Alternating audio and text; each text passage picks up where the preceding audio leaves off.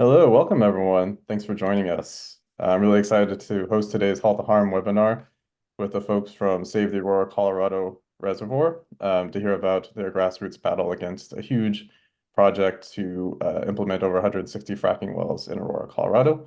My name is Kevin Richardson. I'm with Halt the Harm Network. We have a packed show tonight, so we'll get started pretty quickly. As you filter in, I invite everyone to go ahead and pop in the chat any questions that you hope to have answered today or whatever you're looking to learn from today's presentation. Feel free to drop those in the chat right now. Give us a sense of what you're looking for and so forth. We're really excited for this presentation. We're going to hear kind of the story of the organizing around this issue, as well as from some of the partner organizations involved. And it's a really important story because of the history of the state of Colorado as both being a major oil and gas state, but a state that's also supposedly on the forefront of regulations for oil and gas, or at least fighting climate change. And we'll tease out the contradictions of that story and kind of hear how a state can be like that while also allowing or potentially allowing major plans like this fracking project. So that's great. Again, my name is Kevin. I'm with Halt the Harm. We're hosting today's event with Star, and if you have any technical issues, feel free to drop them in the chat by sending a private message to me by clicking on my name, and I can help you with any issues you have. And Bob, you can go ahead and go to the next slide. So today's agenda, again, it's going to be a great presentation from the folks at Star and their allied organizations that you saw in the logos on that first screen. We're going to do the welcome right now, then we'll move into the main presentation. And today's event will be interactive, so feel free to drop questions in the chat as we're going along. And once we get to the Q&A at the end. But after the main presentation, we're going to do a nice interactive brainstorming session.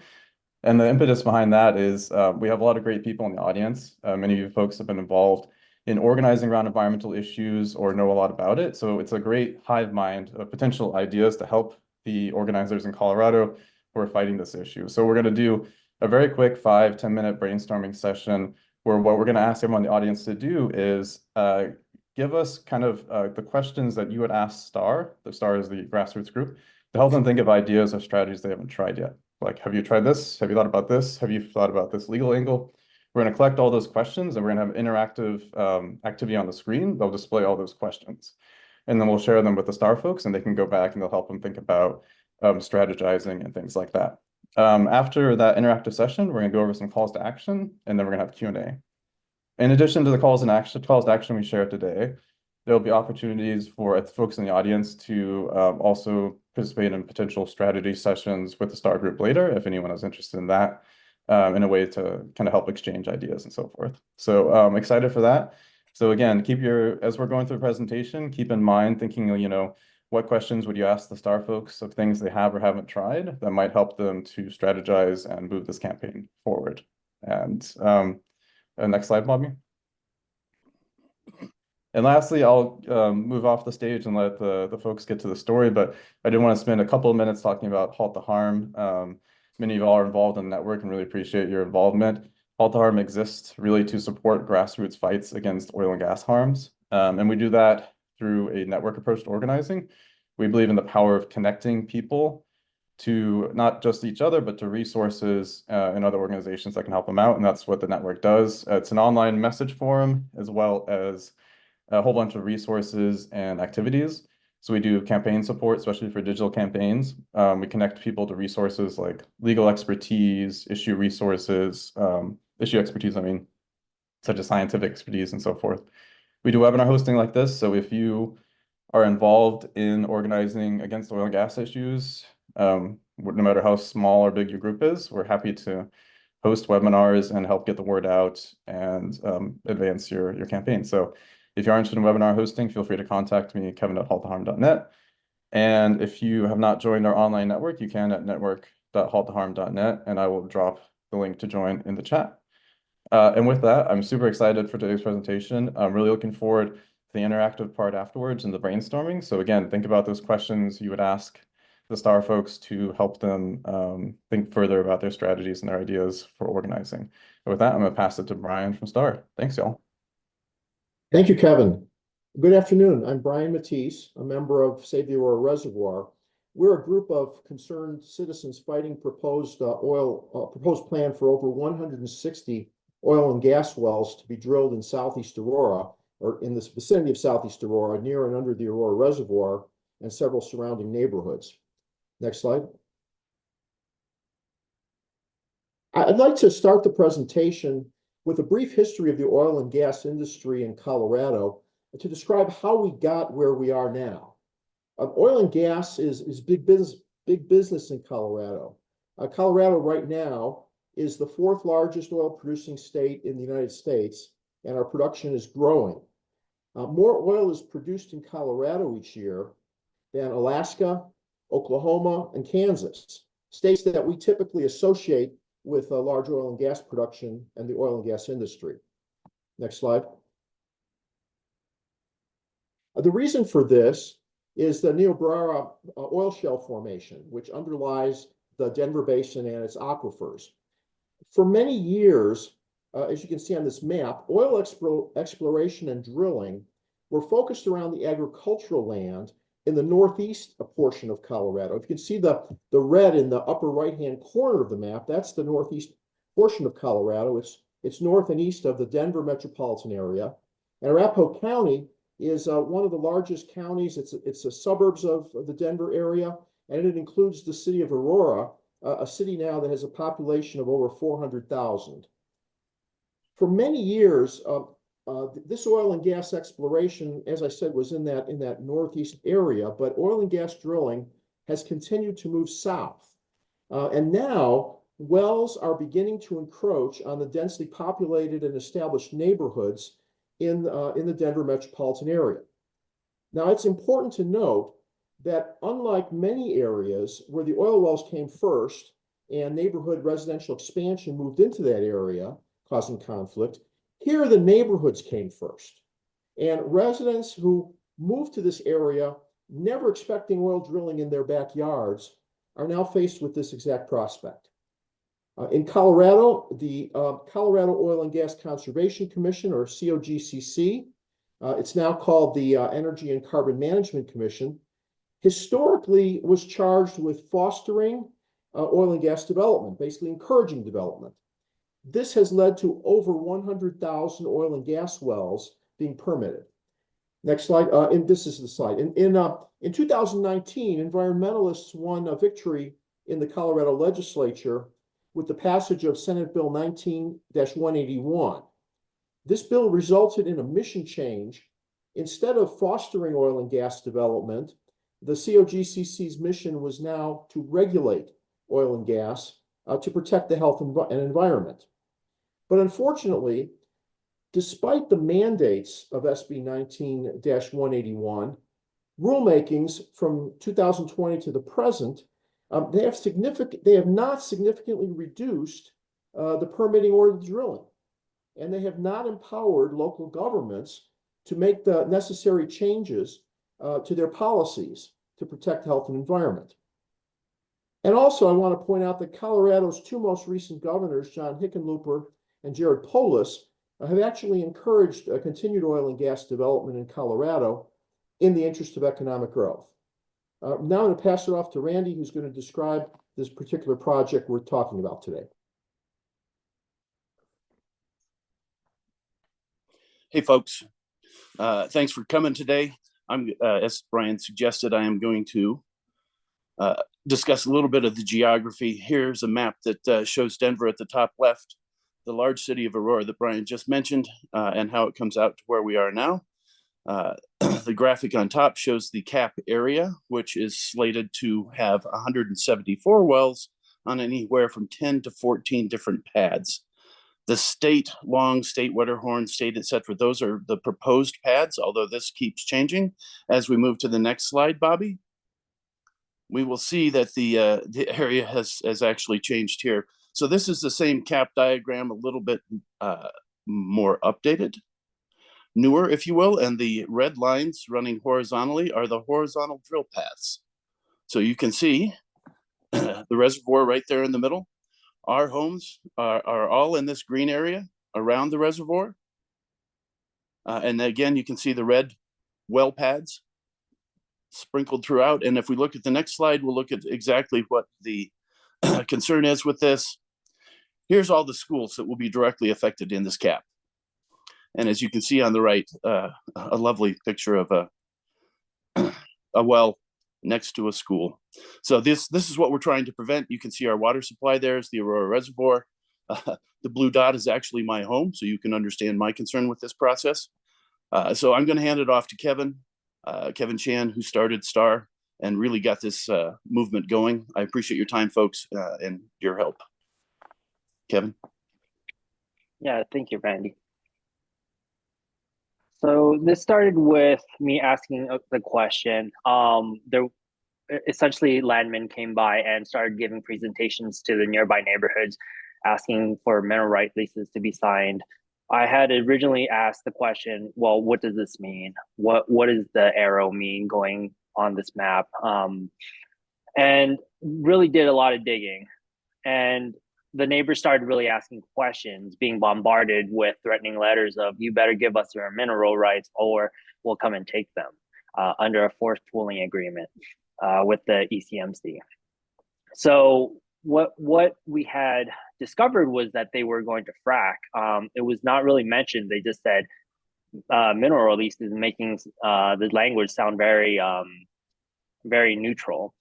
So we had found out that they were going to frack. So we started thinking about our air, our water, and just the surrounding communities. So what that really meant was that we are in a non-attainment zone with EPA for about 10 years, meaning our ozone quality is really bad. So this led to the building of the strategy. How do we, make this a larger issue than just ourselves? Because we already know we have water issues, we have air quality issues. And that's where Save the Aurora Reservoir was born. It was about making it known that we do have a lot of issues in the area, and we're rallying support behind our local water source, because that is very close. Some of these paths are very close to this water source. In our recruitment, we had gained about 1,000 members, and we started lobbying local government, everybody that we could speak to, city, county officials. We scheduled a meeting with them. We sat down with them and told them our concerns. And we had started change.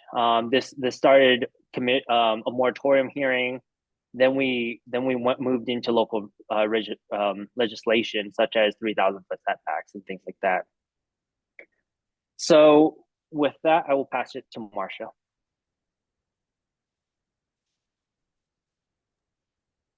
I'm Marcia Goldsmith-Cammon, and I live 2 blocks from the Aurora Reservoir. My husband and I moved here from our home of 31 years in Michigan to be nearby our daughter, son-in-law, and 3 grandchildren in our retirement. We found out about the fracking that will go underneath our new forever home that we bought about 7 weeks after we moved in. No one told us about the 174 wells being planned, with one of the well pads just about a mile from our home and the wellbore pathways going underneath it. We had read one of the Save the Aurora Reservoir signs on a neighbor's lawn and went to the website to see what was going on. That was 1 year ago, and the rest is history. I'm going to start with the Lowry Landfill Superfund site, which is 2 miles from the reservoir within the cap. The site is located on 507 acres east of the city of Aurora on former Lowry Bombing Range property. From the mid-60s until 1980, the city and county of Denver was accepting liquid and solid municipal and industrial wastes in unlined pits or land application. The EPA estimates about 138 million gallons of industrial wastes and numerous toxic materials, including asbestos, heavy metals, hazardous chemicals, volatile and semi-volatile organic compounds, pesticides, polychlorinated biphenyls, and methane. The liquids were placed into 78 unlined trenches over about 200 acres. Solids such as soil, old tires, and household refuse were then added to the trenches to absorb these liquids. Landfilling operations contaminated soil, groundwater, surface water, and sediment with hazardous chemicals. Additionally, gases from the buried waste contaminated the airspace in subsurface soils. In '94, the EPA selected a remedy which primarily relied on containing the waste in place. Below ground surface, the contamination is held in place by a bedrock layer, which could, under certain conditions, be subject to microfractures from fracking. There's already a 3-mile plume, which you see on the slide on the right-hand side, from the landfill, and there's a growth fault underneath the Aurora Reservoir Dam.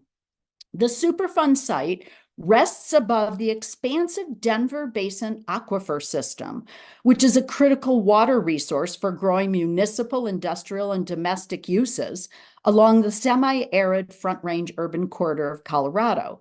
This cap has the potential to degrade the subsurface bedrock. The seismic buffer zone is inadequate. We've been requesting full transparency regarding the safety of the Superfund site. If there is premature failure of the dam, it will flood the Superfund site and spread the contaminants everywhere. There's a vast amount of land that will all be subdivisions and associated neighborhood needs within this cap footprint. There are mule deer, pronghorn antelope, swift fox, coyote, fish, endangered bird species, prairie dogs, beavers, and many others. The big game impacts could be significant. The wildlife plan seems wholly insufficient for consideration of the high priority habitat risks. The noise and operation plans indicate significant concerns for the wildlife surrounding this development. My final point is there is a lack of benchmarks in our state, and there's no modeling currently in the state. We have a need for baseline studies.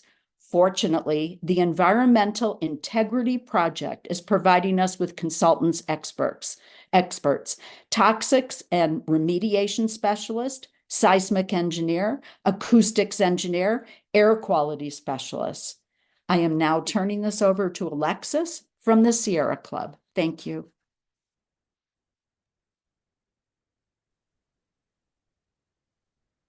Thank you, Marcia.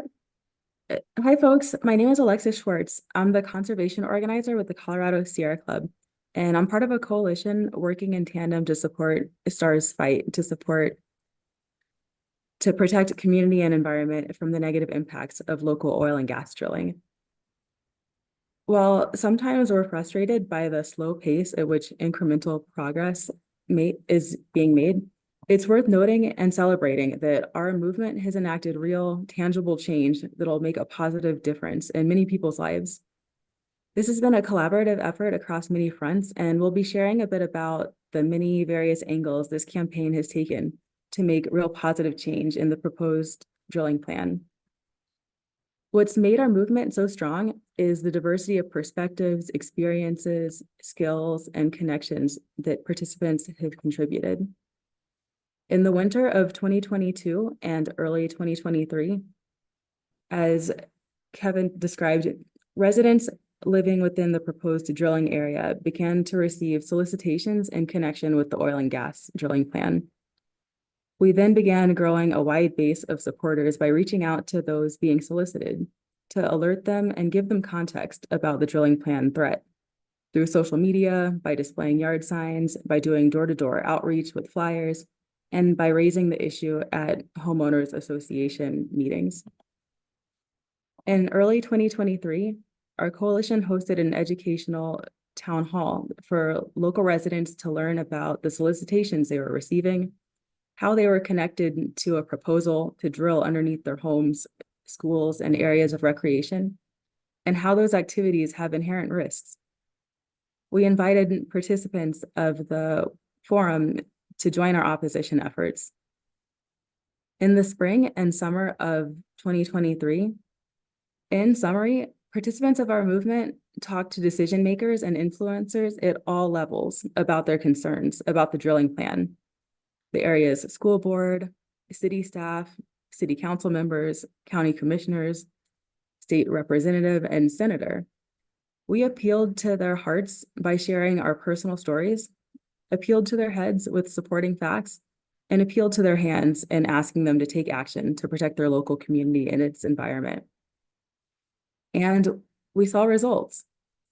Due to residents' engagement with and petitioning of their homeowners associations not to lease their mineral rights to allow for drilling, several HOAs declined the oil and gas operators' offer to lease their shared common areas mineral rights, meaning the Lowry drilling operator had to do additional outreach to obtain the amount of leases needed to move forward with their plan, with their application.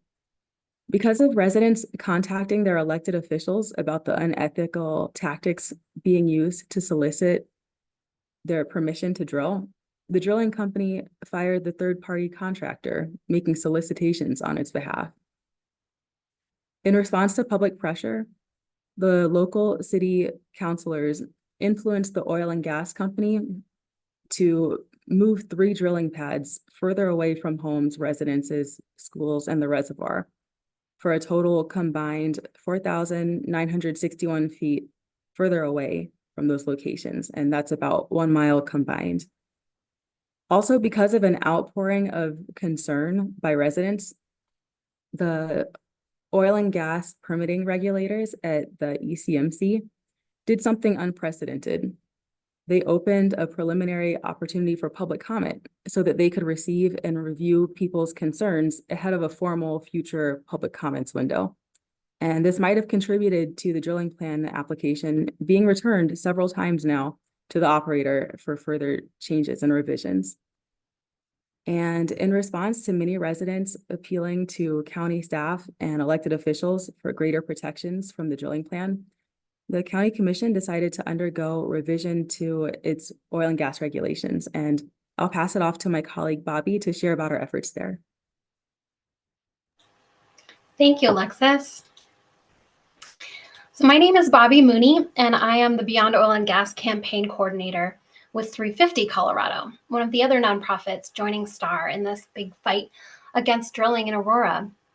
And what I think is really remarkable about the STAR team is the energy and determination that this small but mighty group of local residents have brought to this effort so far. In the fall of 23, STAR was heavily involved in the Arapahoe County rulemaking process to update the county's oil and gas regulations. STAR was active both during the Phase 1 rule amendments adopted in October, as well as the Phase 2A amendments adopted just a month later in November of 23. STAR members phone banked to turn out their neighbors and hosted a sign-making party that was lots of fun. So through consistent attendance at all public hearings, submission of countless written comments, and direct contact with individual county commissioners, STAR was able to significantly influence the outcome of those rules. We are proud to report that thanks to STAR's advocacy and allies on the Board of County Commissioners, Arapahoe County now requires a 1 mile setback between oil and gas wells and all current and planned reservoirs, and a 3,000-foot setback from occupied structures like homes and schools. Though we know this is not enough to prevent all risk of harm, the 3,000-foot setbacks is the greatest setbacks from occupied structures anywhere in Colorado, and a hard-won success worthy of celebrating. The next round of county regulations updates to the oil and gas code is expected to start soon here in the first quarter of 24, and STAR will be ready, right? Now that they've fundraised enough to hire a private environmental attorney, they can be more effective in further ensuring that Arapahoe County's regulations are as protective as possible of public health, safety, and the environment. The STAR Coalition will continue to have a strong presence at the county level. And at the same time, STAR is closely watching the state process, awaiting the 60-day comment period that will begin as soon as the state determines that the CAP application is complete and therefore ready for review. It's a bit of a waiting game right now, but we know we'll need all the help we can get and all the power we can build to have an influence in that CAP process at the state level. And it's a really tough road ahead. To have a meaningful influence on the outcome there will take everything that we can muster. So we're working right now to develop our strategy and objectives ahead of that official stakeholder process that really could start any time now in the next month or two. And while we're waiting on the state process, STARS Coalition is certainly not sitting on our hands. We continue to meet with state agencies, continue to cultivate relationships with experts, as well as leaders in the federal government, including the US EPA, and in US Representative Jason Crow's office. So it's really a full court press. And once again, a huge testament to the tenacity and the passion of this small community group that has rallied support from everywhere they can reach so far. We're just so grateful to this slate of organizations and more that have pitched in this fight already, however they could, whether it be small or large. All of these organizations and more have been a part of this, and we are so grateful. So with that, I'll hand it back to Alexis. Thanks, Bobby. And so now I'd like to share a little bit about a process that's ongoing simultaneously as the Lowry Ranch Drilling Plan review is being reviewed. And this, you can see that Colorado is making headlines and not for good reasons. This is for reason of our air quality and especially our ozone pollution being in levels that are in violation of federal air quality standards. And this has implications for Coloradans' health. And so to describe this process, this is the cumulative impacts rulemaking. And rulemakings are processes by which a state regulatory agency interacts with stakeholders, including industry and the general public, to create rules that function as an instruction manual of sorts toward the purpose of implementing a piece of legislation. A bill passed last year directed the Oil and Gas Permitting Agency, the ECMC, to adopt rules by the end of this April that will evaluate and address the cumulative impact of oil and gas operations, including addressable impacts to climate, public health, the environment, air quality, water quality, noise, odor, wildlife, and biological resources, and to disproportionately impacted communities. And you'll recognize with the qualifying word addressable cumulative impacts, it leaves room for the factors being addressed to be open to interpretation, and this can function to narrow the scope of which factors will be addressed within this rulemaking.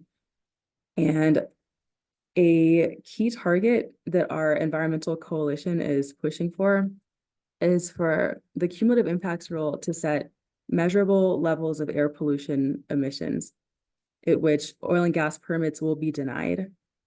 And that rule, it must make permitting contingent upon permit applications meeting emission threshold limits to ensure that new permits do not exacerbate existing pollution burdens. And we're also especially pushing for the denial of permits that would contribute additional air pollution to areas already experiencing air quality that's in violation of federal standards. And this month, a couple weeks ago, the first draft version of this rule was released, and it misses, unfortunately, accomplishing those key aspects or meaningfully addressing cumulative impacts. But we are continuing to push for a strong final cumulative impacts rule. And it's our hope that the cumulative impacts rule, can go into effect before the Lowry Ranch drilling plan is solidified, so that the plan must greatly reduce its pollution emissions, if not be outright denied. And so one thing that will be critical in the cumulative impacts rulemaking process is participation by the general public. And the general public can participate by sharing their stories about how oil and gas development impacts them, by sharing their concerns and by urging the state regulators at the ECMC to make a better rule. And so our coalition needs your support, and we'll be reaching out to invite you to join our ongoing efforts on this topic, and we'll greatly appreciate your participation. And next, I'd like to pass it to Kevin. Thank you, Alexis. And thank you, everyone, for the presentations. Again, my name is Kevin Richardson with Halt the Harm Network. If you weren't here at the beginning, we're going to move into our interactive portion of today's event. And like I said, we have this wonderful audience here. Many of you all have been involved in organizing in different parts of the country around oil and gas issues or knowledgeable, have expertise about it.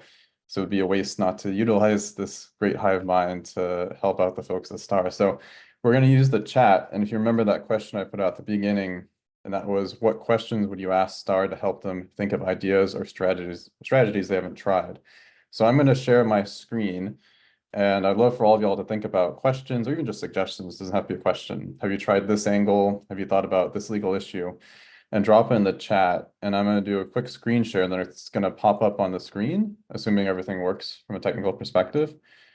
And hopefully you all can see this, and all those suggestions will pop up as tiles here, and we'll have a great reservoir of potential strategy ideas for the STAR folks to get in.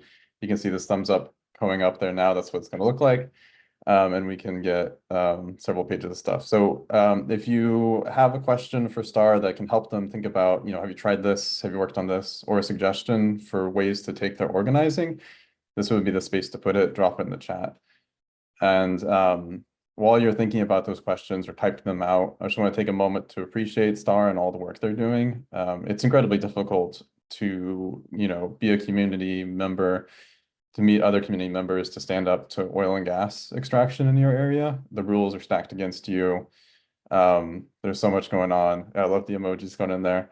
And it takes a lot of effort to not only get started, but to keep going, to go to those county supervisor meetings, to go to those state meetings, to figure out what the legal rules are. It's a lot. So I appreciate STAR. We heard from Brian, Marcia, Randy, Kevin, and we also heard from their allies, Bobby from 350 Colorado and Alexis from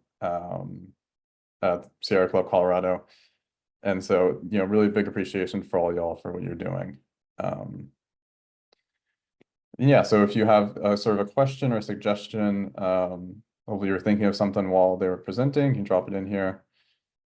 I know people are also responding to some things in the chat, which will pop up here too. But anything you drop in the chat will show up here. We have one, are the companies planning on getting their water for fracking from the reservoir? People are not going to like that, right?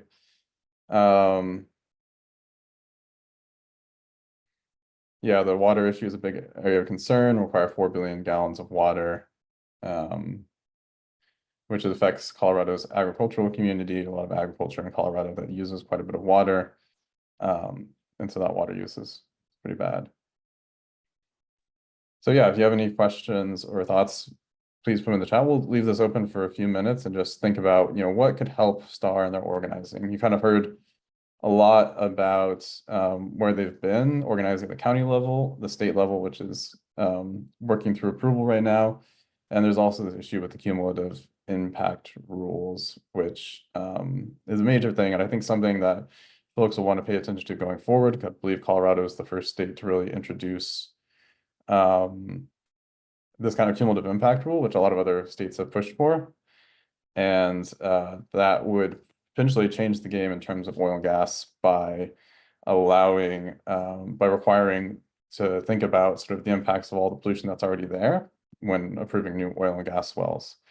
But it's only as effective as the rules can make it and as people watching it can make it. So it's definitely one to keep track of. There's a question about endangered species out in Lowry that need protecting. That's a really good angle to think about. I think Marcia mentioned it. Can you leverage local noise ordinance to limit well construction? I know that's a really good question and a great idea. Stories about animals are impacted and move people. That's a good point. There was a point about fracking sand coming from Minnesota.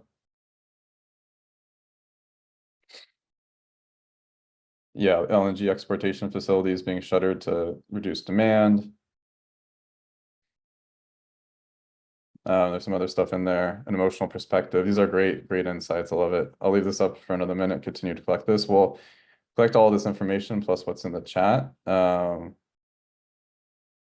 and continue putting them in the chat, and we'll continue to add them to the list. I'm going to go ahead and stop sharing my screen. There we go. We got over 30 suggestions. And yeah, this is really helpful. And this is one of the great reasons why we do these webinars, is to facilitate these interactions for people to meet each other and to share these ideas. We're going to follow up via email to everyone who registered, not only with the recording and calls to action, but also opportunities to help STAR out in other ways, including potentially strategy sessions. So I will send a follow-up email after that to welcome folks. If you have more questions, ideas, keep dropping in the chat. I'm going to save the chat and share it with the with everyone, and that will be a great resource going forward. With that, I think yeah, we can go ahead and pass it back to Bobby and I think Alexis to talk about the calls to action, ways for you to support STAR and to share their message. So.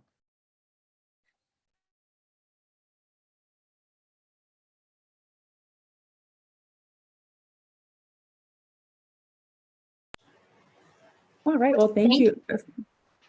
Go ahead, Alexa. Sure, well, thank you folks for brainstorming on some great ideas and inspirations and drawing from a lot of different areas and considerations. And we'll definitely be reviewing these, and thank you for the brainstorming activity. And so calls to action, and this has been a lot of information, and which brings us to the next point of, well, what can we do to support and continue these efforts and to strengthen them? And so one thing that folks can do is to contribute by donating to the Save the Aurora Reservoir. And there is a fundraising effort underway currently to raise funds for legal expertise, because as folks know, the oil and gas industry is well funded, and that they have a lot of technical experts in that way. And so that would greatly benefit the residents of Aurora and the greater surrounding areas in their efforts when this drilling plan goes to be reviewed by state regulators. Because during the review, the impacted residents have an option of becoming interested parties, and that's what they call folks who are most immediately impacted. And as an impacted party, their input and considerations are given more time to be considered by the ECMC. And this is greatly benefited when they have expertise of these sorts to be able to provide assistance in navigating that process. And then another thing that folks can do, if you're a Colorado resident, please utilize the opportunity to submit a preliminary public comment. And so this is the comment window that the state regulators at the ECMC opened in an unprecedented move to collect people's comments, stories, concerns, so that they will be receiving and reviewing these comments ahead of the formal subsequent future public comments window. And so this could indicate weaknesses in the plan, or as we've seen before, could help in returning the application to the drilling operator to make further revisions. And so please share your comment there in this portal. And we are asking folks to submit their comments using the coalition portal that we have linked, and the QR code is for, because oftentimes too, there are issues or glitches with the ECMC comment or portal process. And so we want to make sure that to be able to shepherd those comments to the ECMC, And also too, because the comment portal, it also includes an optional authorization for STAR to submit your comment at a future formal public comment opportunity about the drilling plan, because sometimes, as we all know, life happens and we get busy or our capacities change. And so this would allow us to authorize us to submit your comment then, if you wanted to have that comment included in the future formal public comment process. And then another way to get involved is to complete our survey. And so the survey that the QR code is for, that gives a kind of a menu of options of ways that we can think of offhand for folks to get involved. And also by completing the survey, this will allow us to get in touch with you and to follow up to provide you campaign updates or talking points for public comment opportunities. And then also with our survey, please indicate where you're from or where you live, and that way we can match you with opportunities to take action that are applicable and appropriate to your geographic area, since we know we have a lot of folks joining from different areas, and appreciate your taking time to hop on today. And so I think those are all of the calls to action. So appreciate you all and thank you for your time. And I believe, well, Kevin, you'll be wrapping us up.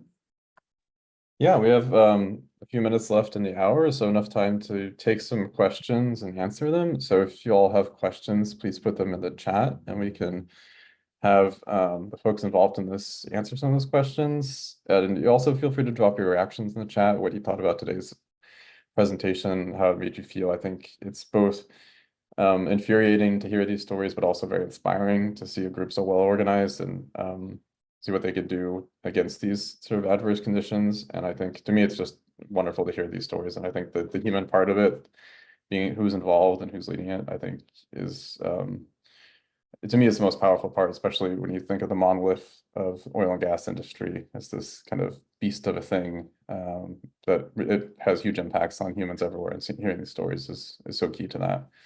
As some folks mentioned when we were doing our brainstorming session, there was one question in the chat that I thought was a great one to address. I think Randy responded in the chat, but we could kind of talk about it for everyone here. And that was the impact of this on low-income areas and low-income communities.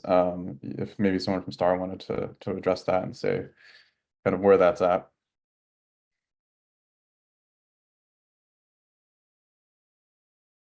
I'll take part of it. I know that in the CAP application that was initially sent in, they noted that there were 2 areas. You can see on, actually, the map we've got up right now is perfect because there are a couple disproportionately affected communities up in the northern area.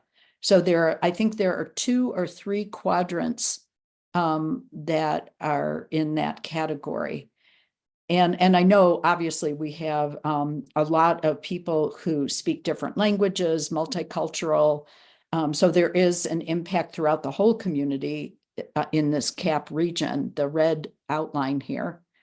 But I know that were a couple communities that are directly impacted. And Alexis had gone over the new rulemaking, and I know that was a huge part of the cumulative impacts rulemaking process by ECMC.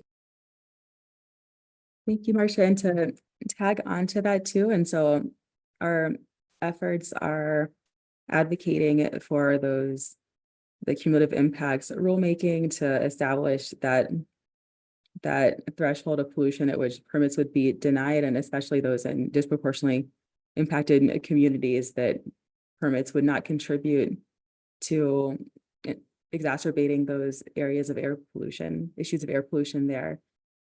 And also in our efforts with keeping that environmental justice mindset, that by establishing too the strongest regulations in the state, also including of the state at the Arapahoe County level. This effectively raises the bar too for all surrounding counties and other jurisdictions to raise the bar and to follow example. And Arapahoe and Aurora, there is a large diversity of political stances and presence, and for that kind of change to be enacted at the county level, that hopefully it'll set an example for others to follow as well.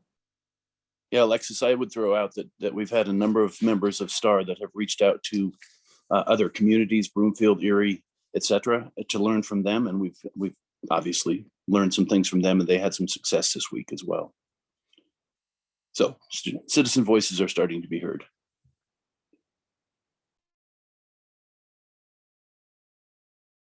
And there was a question about getting a statewide ban on fracking, as in New York, and I know Bobby addressed it in the chat, but if one of y'all could speak about that campaign too, or just give us a little bit of background on it.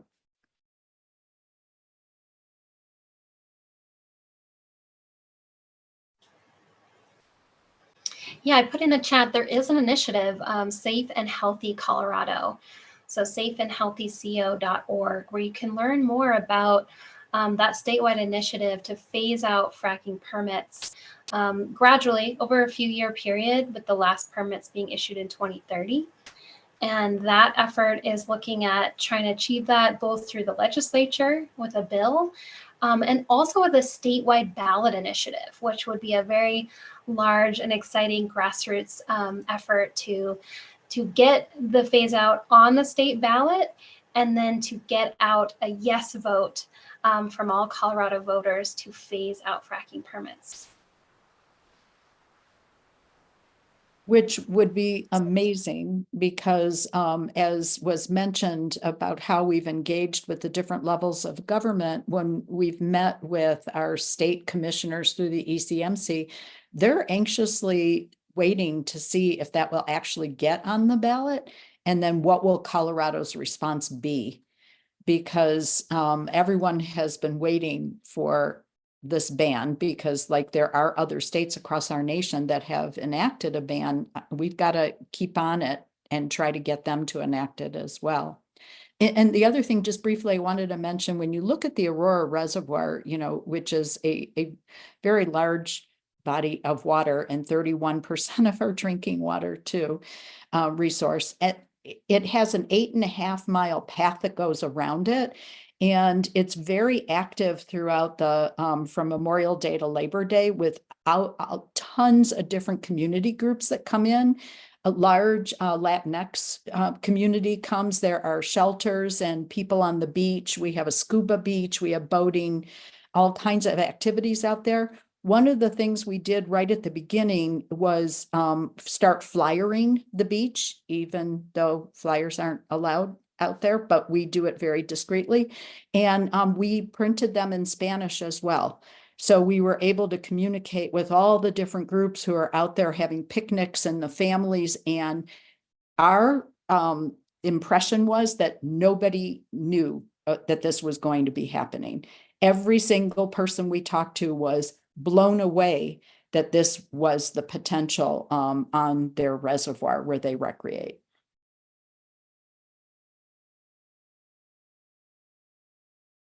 One question I had was about the cumulative impact rulemaking that Alexis talked about, and you mentioned some of the language in there was meant to kind of soften it a little bit or make it vague. I think especially the word addressable. I was curious if you guys could talk a little bit about the plans that various groups in the state have for engaging in that process. Maybe give us a preview of where that's going. Thanks for asking. The ECMC commissioners, the ones who are making the permitting decisions, this morning they had a discussion about in which they shared their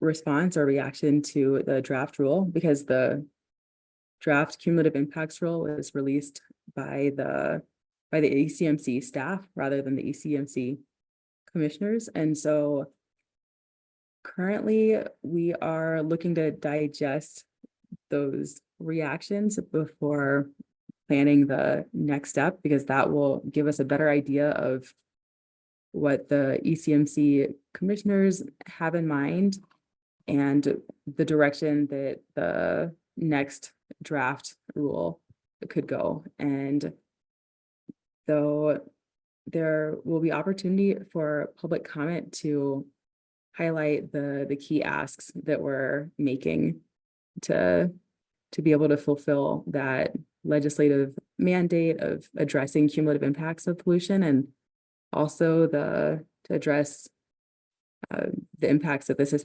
having on everyone. So did that answer your question, Kevin? Yeah, that's great. Thank you for that update.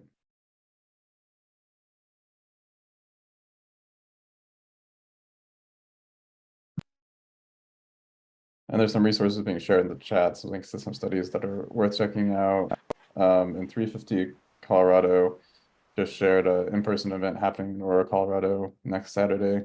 There's a link to that in the chat for people to RSVP in the area.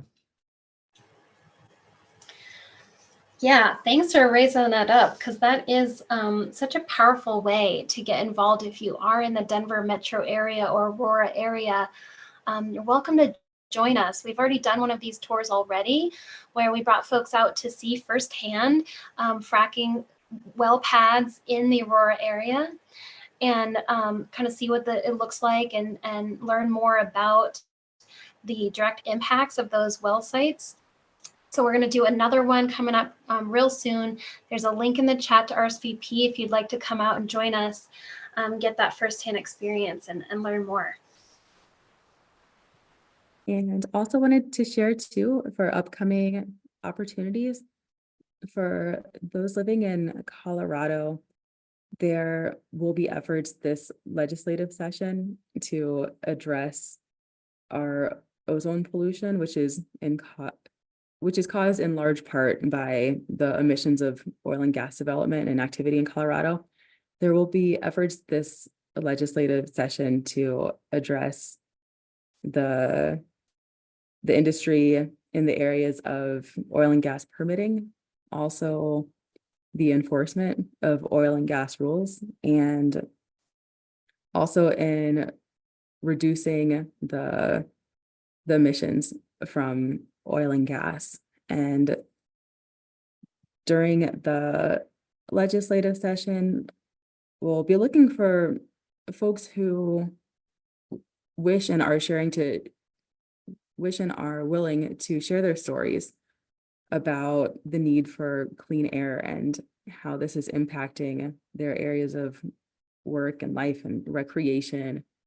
And that can take the form too of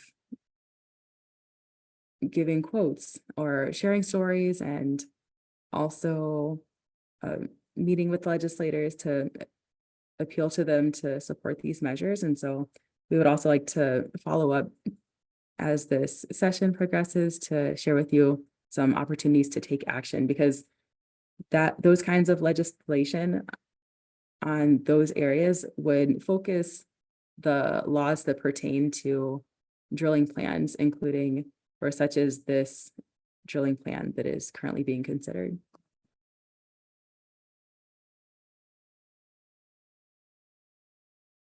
Great, thank you. That's a perfect way to, I think, end today's session. We'll be following up the email with the calls to action. And as Alexis mentioned, there's a lot coming up. And this group that is here today, I mean, everyone in the audience is interested in this issue, and this will be a way to share information on that going forward through the Halt the Harm email list. And I encourage you to join the email list for the folks involved for updates there.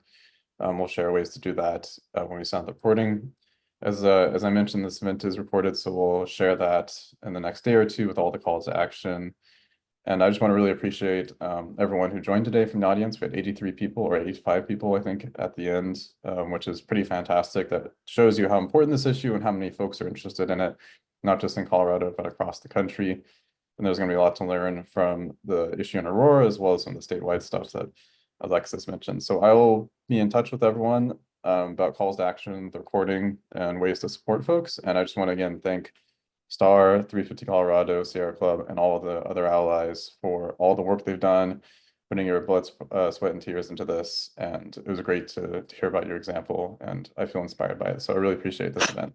Thanks, y'all.